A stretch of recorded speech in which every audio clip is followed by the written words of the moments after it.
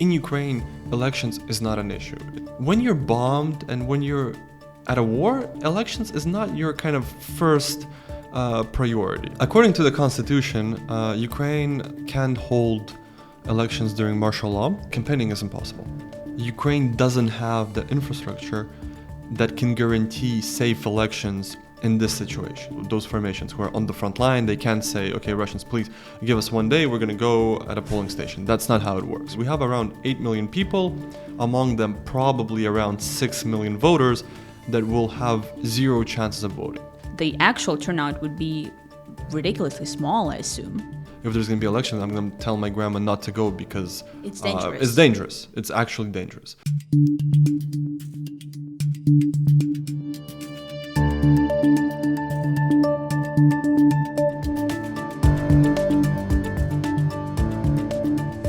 Hi everyone, my name is Anastasiia Lapatina and you're watching This Week in Ukraine, a video podcast from the Kyiv Independent.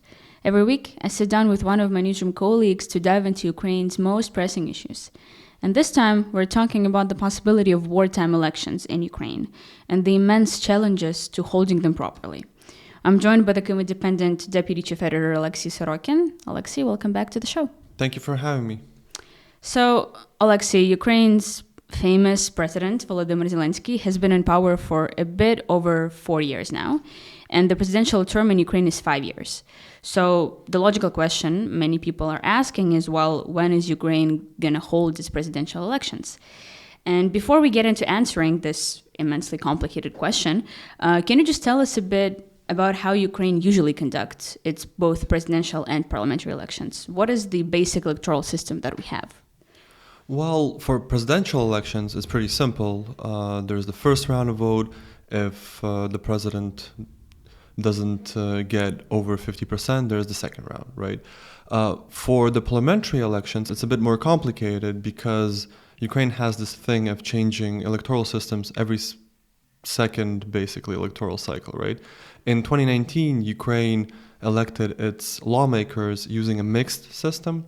Half were elected through the first past the post system, meaning that in Kyiv, for example, you vote for a specific candidate, and half were elected through proportional representation, meaning that you were basically voting for a party. And the lists were closed, meaning that you actually vote for the party, not the specific person at this party. And the list is conducted by the party itself, and you can't change it.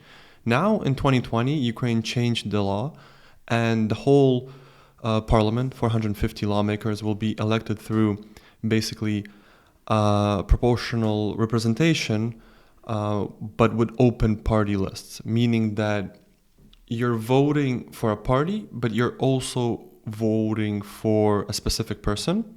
And if the party in Kyiv has a list, you can choose which specific candidate from this party you're wanting to see in parliament, right?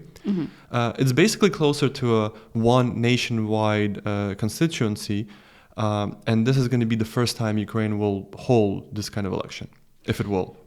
Right. So if it wasn't for the war, then Ukraine was scheduled to have parliamentary elections this fall, right? And then the presidential elections in the spring. But of course, Ukraine now must adapt to a new reality of a full-scale war. And that means a whole lot of complications for our government when it comes to elections. So let's begin with the legal side of the issue. Can Ukraine actually legally hold elections at the moment during war? According to the constitution, Ukraine can't hold elections during martial law. Martial law was imposed when Russia launched its full-scale invasion in February 2022. And it's being prolonged every 3 months now. So according to the latest amendment, the new martial law will be held until mid-November, meaning that Ukraine already can hold elections in late October, according to the constitution, right? And the constitution says that if the 5-year term of the parliament is exceeded and there is martial law in place, then this parliament will basically hold power until a new parliament is conveyed after the martial law is cancelled. And we know that from Zelensky and from his party that the martial law will be in Ukraine until the war is over. And there's also the martial law legislation itself, I think, which says that you can't hold presidential or parliamentary elections during martial law. So not only the Constitution, but also another body of laws that would, I guess, need to be changed if Ukraine did decide that, well, okay, we can amend the Constitution, we can amend the laws and go through it anyway. Is that something that's possible? Well, no, because basically the problem here is that a law, you can change a law. Like you need Right. 226 lawmakers to change any law. With the Constitution, it's a really long and complicated process where you need 300 votes. You also need 2 sessions of parliament to basically have it in the first reading, then the second reading, then the president also has to sign it. So technically it's possible, but it's not going to happen. I don't see Ukraine holding elections during wartime. And the legal issues aside, what about the actual logistics? What challenges is Ukraine facing when it comes to actual electoral infrastructure, the polling stations, electoral commissions, international observers, that kind of thing? If we're talking about elections, first, it's illegal to hold them now. And second, if we are talking the basics, then Ukraine doesn't have the infrastructure that can guarantee safe elections in this situation, right? As we're speaking now, a multi-storage building is hit in Konstantinivka in Donetsk Oblast, right? With people killed. And if we're talking about elections, then the polling stations are usually held in schools, in public places, in all cities, all villages. Locations are openly announced. They're Russians openly, will know the locations. yes, there is no secrecy. Everybody knows their own voting station. For example, my voting station has been there for years. It's in a school. I voted there. My parents voted there. My grandparents voted there. So it's not a secret, right? And if we're talking about the number of people, then in 2019, if we're taking parliamentary elections, then there were 30 million registered voters, and the turnout was 62%, so there was around 19 million people who actually went and voted. And those people will be in public places on one given day, and that's insane. And plus, we have over 6 million, actually 6.2 million Ukrainians currently out of the country. Millions are also internally displaced. Internally displaced, we have soldiers, we have, according to Zelensky, we have 750,000 Ukrainians who are in the military or the National Guard or military police, so those formations who are on the front line. They can't say, okay, Russians, please give us one day, we're going to go at a polling station. That's not how it works, right? We also need observers in trenches, what Zelensky actually said, because for elections to be free and fair, they have to be observed by basically the UN, OSCE, different parliamentary representatives from different countries. So it's impossible. Ukraine doesn't have the infrastructure, can't provide safety to those people, and also it costs money. And wasting right now money on elections when some soldiers don't have enough jackets or socks, that's I don't think Ukraine can do that. You've mentioned the roughly 6 million people who are abroad, who fled the war to go to Europe, the US, and other countries. They potentially could vote. Again, I mean, there is this theoretical way how all of this could magically work if everything fell into place perfectly. But even those people, they would have to come to like a Ukrainian consulate which, I mean, there usually is like one or two Ukrainian consulates per country. So that means that, families and women with children from all across France, for example, would have to come to one location. So, imagine the amount of strain and resources that consulate is going to have, because it's huge numbers of Ukrainians that are in Europe now, right? No, but they can increase the number of polling stations. For example, if we're taking Poland, Poland has 1.6 million Ukrainians now. First of all, that's an insane amount. And second of all, they can increase the number of polling stations, but that's also money, that's also observers, that's also... all the same issues, but abroad. So you have to, every village, every city in Poland has to have a polling station because... For Ukraine, because those people are spread out. They're not all of them in Warsaw, right? Exactly. And that's something that is possible. That's way easier than providing safety for people on the front line or in Konstantinivka, for example, right? But that's such a headache that, to be fair, I have no idea why Ukraine should do something like that. Yeah, it's insane. And unfortunately, I think that's an important point to mention, is that in Ukraine, elections is not an issue. It's an issue when we hear foreign observers or foreign politicians saying that there should be elections. In Ukraine, when you're bombed and when you're at a war, elections is not your kind of first priority. So what you're saying is that there is really not that much societal demand for elections. This is not an issue for an average Ukrainian. It's not an issue for a Ukrainian because there's not enough polls during war. But if we're looking at recent polls which ask people like what are the biggest issues, it's again obviously war with Russia, it's shelling, it's unemployment, it's other stuff, right? Elections don't appear in the first, 10 points when people are asked what are they thinking every day right now. On the topic of monitoring missions and international observers, I imagine that's going to be one of the biggest problems too, because many of those organizations like OSCE and the UN, a lot of them actually left the country when the war began, right? Like they said that the situation on the front line is too difficult and too dangerous. And as far as I know, they've decreased their presence in Ukraine. So we would be asking them to dramatically increase their presence very close to the front line, which, I mean, I'm not sure that those organizations would be on board with that either. Yeah, those organizations, to basically say it politely, have a reputation of not risking anything. If there's some kind of shelling, they leave not only the region, but the country, basically, right?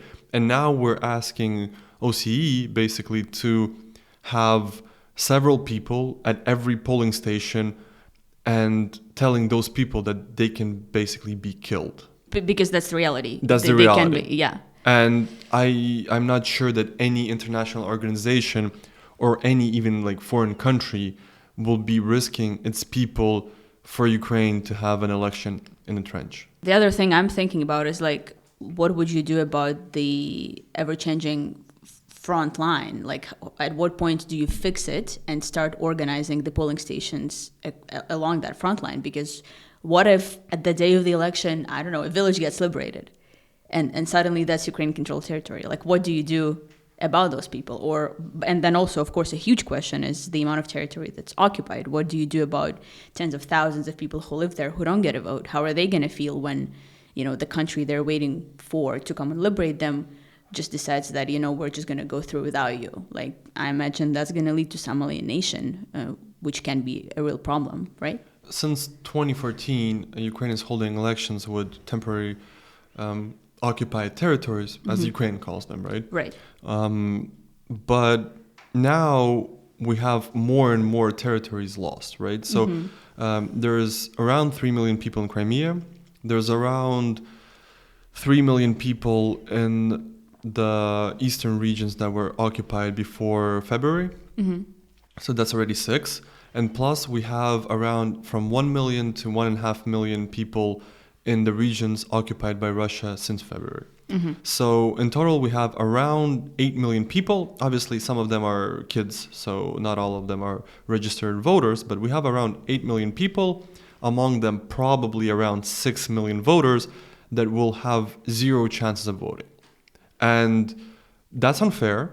Ukraine already held elections with Crimea being occupied, but then basically what happened is that those people who wanted to vote for Crimea, they could have actually traveled to Ukraine because there was border checkpoints and there were polling stations on border checkpoints, meaning that if a person from Crimea wants to vote in 2019, he could cross the checkpoint and vote in the closest basically village and then go back, right? They obviously couldn't vote for representatives in the first past the post system, but they could vote for the party Or the that president. they want. Or the president, yes. Yeah. So that's why, for example, in the 450 member parliament, there were only 424 actually lawmakers, because 26 were representing the occupied regions that didn't hold elections. Now this is not going to be the case because Ukraine again changed the electoral system, but that's unfair to people, and especially to people recently occupied who basically don't have a chance of leaving their village or city because the front line, you can't cross the front line. Russians aren't letting people out. Yes, so they don't have even a theoretical chance of voting in the next election, which is, I think, it's absurd to leave those people without the right to choose Ukraine's future. So, all of that combined, the internally displaced persons, people abroad, people at the occupied territories, the actual turnout would be ridiculously small, I assume. We actually don't know because, again, what happens during elections? You are tied to a specific polling station and they have a list. Now nobody has a list. Nobody has no lists because There's people zero are everywhere. lists. Yeah, so for example, if we're talking about my polling station in Kyiv, right? Obviously, less people from Kyiv left, but still they have no idea how many people on their list are actually in Kyiv, right? And if we're talking about cities like Kherson, Zaporizhia, smaller cities, resources. yes, near the front line, then it's obviously an absolutely impossible task to have a legit list of voters. And that actually opens up to fraud because if there's no actual lists of people who are tied to this specific polling station, then if they're allowed to vote in different polling stations, people can vote twice? Yes. Well, it's going to be harder for Ukraine to make sure that people don't vote twice because they're not tied to any polling station. Okay. And if you start right now checking with people where are they going to be, for example, in October or November 2022, that's a whole other headache for the Ukrainian government. And also, no one in Ukraine really has a plan for the next week. Yeah, so no, it's insane. Yeah. Even apart from the extremely difficult logistics, as we've talked about, I think there would still be many questions about the validity of these elections because, democratic and free and fair elections are much more than just a smooth voting process on the day of the election itself. I mean, there still needs to be time and space for campaigning, for different parties to criticize each other and go at it and have debates and people to deliberate and engage with that information, right? And I'm not sure if that's really possible in the political climate that we're having right now. What do you think? No, it's obviously impossible. Well, first point I want to make, going back to the previous question, is we're definitely going to have a turnout lower than 50%, which already is a huge question. Is a question of free and fair election. Yeah, free and fair and legal elections. Because in some countries, if an election has a turnout of below 50, then it doesn't count. Ukraine has a really, really low turnout by itself. Like it had 62% last elections. It will definitely have a lower turnout because, for example, for me, if there's going to be elections, I'm going to tell my grandma not to go because it's dangerous. It's dangerous. It's actually dangerous. I'll go and we'll see if I end up at work next day. But for many people, it's going to be actually a choice.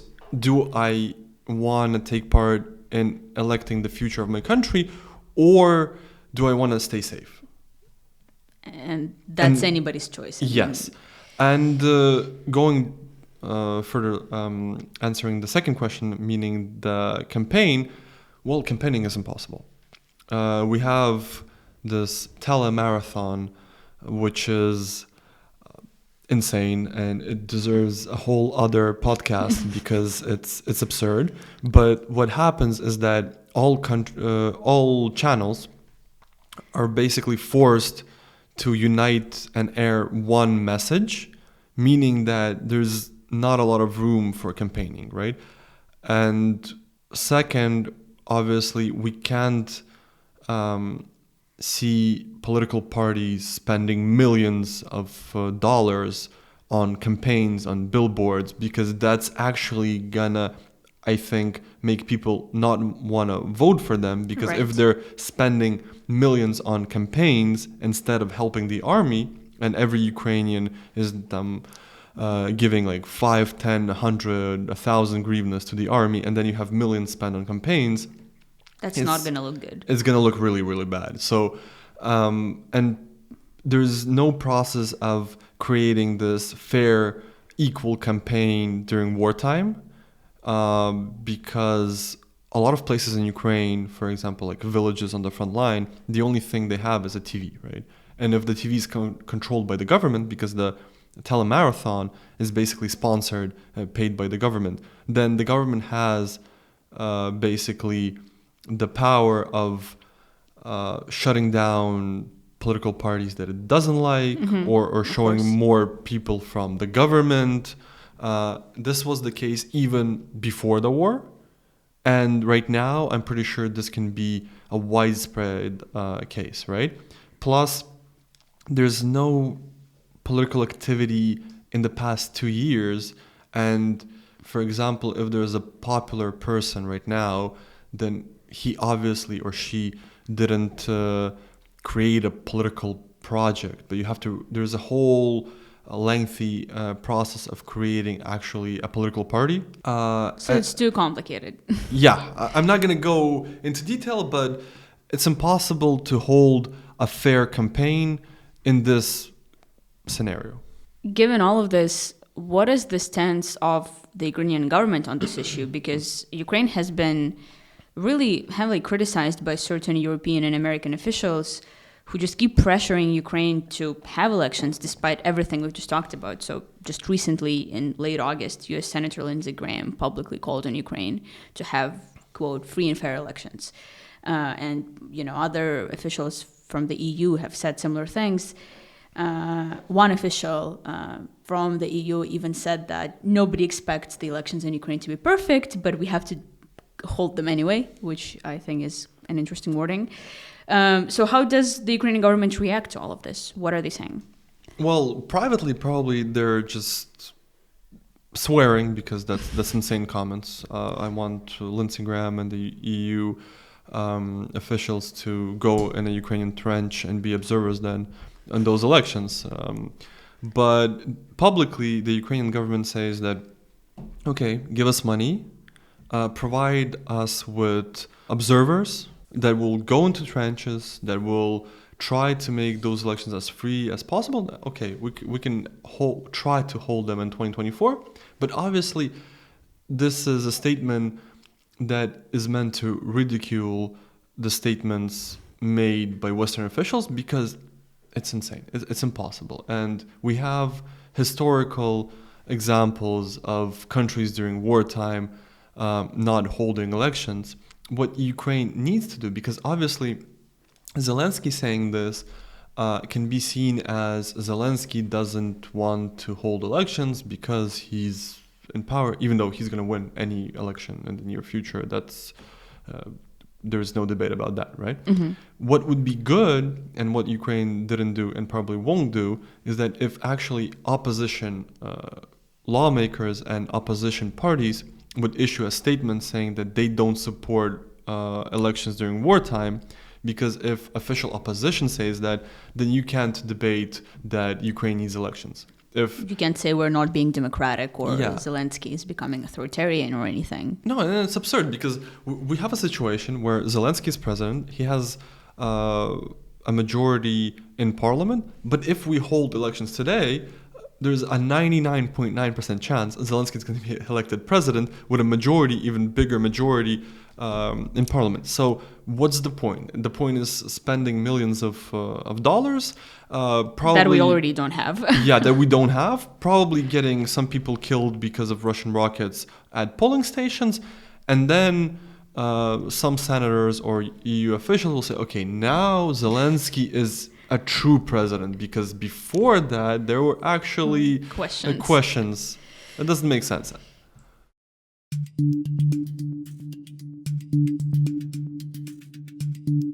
We're now going to be moving to some questions that we got from the members of our community. As always, I'll remind you guys that Kyiv Independent has its very own membership system. It's really easy to support us. Just go on our website at kyivindependent.com/membership. There's an option for a one-time donation and also different tiers of support, and you get really cool perks. One of those perks is sending us questions before every single episode, and we try to incorporate as many of them as possible. So the first question that we got was, how are the different parties in Ukraine developing? Are they well-developed parties with many members and an election program? Because in the media, there is a lot of talk about the party of Zelensky and also politicians who are loyal to Zelensky. And this gives the impression that parties are not well-developed and politics are very personalized. What do you think? That's correct. No, but like if we go into detail, then Ukrainian politics is really personalized. So there's no party that Zelensky is leading. There's Zelensky and he has a party. There is Poroshenko, he has a party. There is other people and they have their own political projects, right? Those who were the parties that were established before the full-scale war, they're developed. They have representatives and regional councils and so on. But new parties, because obviously there's new heroes, there's new politicians, their parties and networks are not developed because, well, that wasn't their first choice or priority or whatsoever to have a political party registered during war, right? So the problem here is that there's the old guard politicians who have their political projects, but they're less popular now. I'm not talking about Zelensky, obviously, but like Poroshenko, the pro-Russian opposition platform, which is banned, and now they're trying to reinvent themselves. Yeah, they're soul searching, and so on, right? Tymoshenko and her never-ending Batkivshchina party. Yeah. But the new actors obviously didn't have time to prepare their new political projects, right?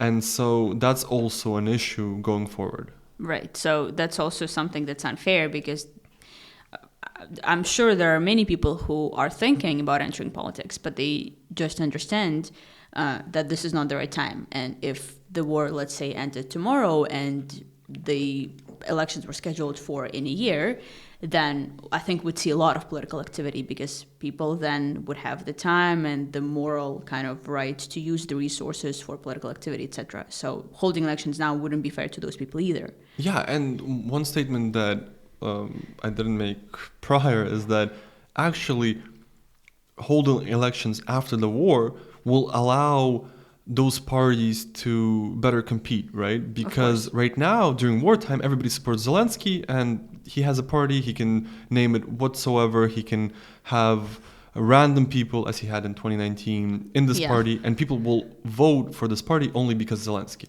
The example that I want to make is that the case of the UK during the Second World War is that first of all, they didn't hold elections during wartime, and Clement Attlee, who was the leader of the opposition till 1940, he was actually invited into the government of Winston Churchill in 1940, and then he was appointed 2 years later as deputy prime minister.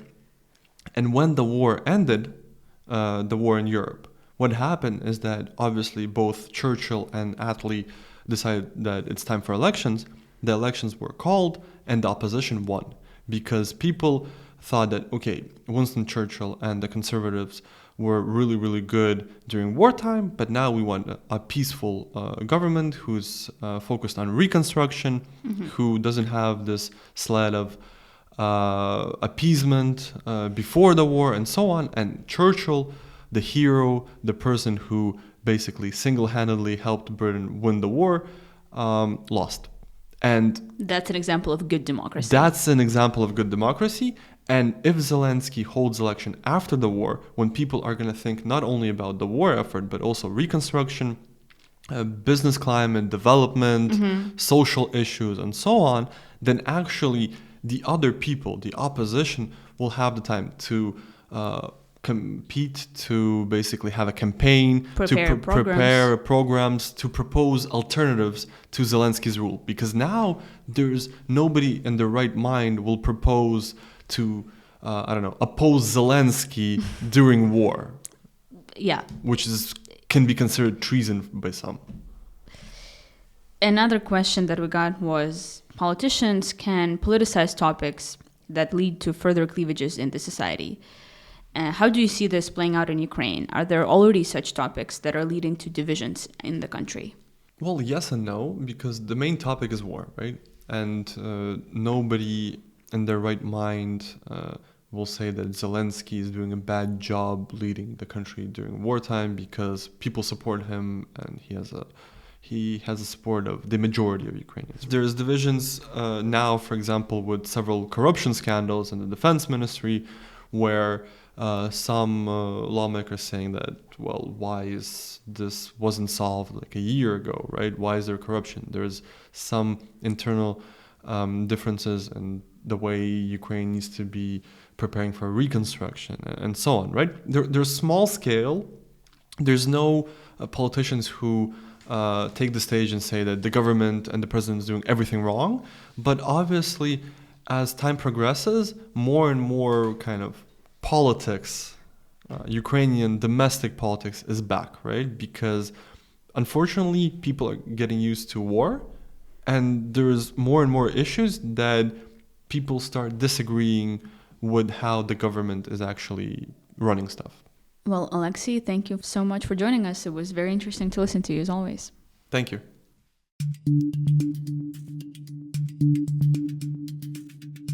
Also this week, the Ukrainian government appointed Rustem Umerov, the new Minister of Defense, replacing Oleksiy Reznikov. The Defense Ministry has been accused of corruption several times during Reznikov's time at the post. His replacement, Umerov, used to head the State Property Fund, took part in large-scale prisoner exchange negotiations with Russia during the war, and has been a big advocate for the rights of Crimean Tatars, since he's a Crimean Tatar himself. UK Defense Ministry said in its intelligence report published on September 6th that Russia has prepared an updated curriculum for this year's school year, incorporating military skills and even more pro-Kremlin propaganda when it comes to Ukrainian history. So young Russians will now learn how to handle assault rifles, grenades, and drones, as well as first aid, the report said. And the Defense Ministry reported gains in Donetsk and Zaporizhzhia oblasts, saying that the Ukrainian military has made gains near Klishivka, which is some 5 kilometers away from Bakhmut, and also south of Robotyne. You can find our show on YouTube and all audio platforms every Friday morning. If you like this episode, please subscribe to us and like our content wherever you're listening to this podcast. Make sure to go to kyivindependent.com/membership to support us so we can keep doing what we do. And also follow us on social media on Facebook, Instagram, and Twitter. We'll be back next week. Thank you for watching.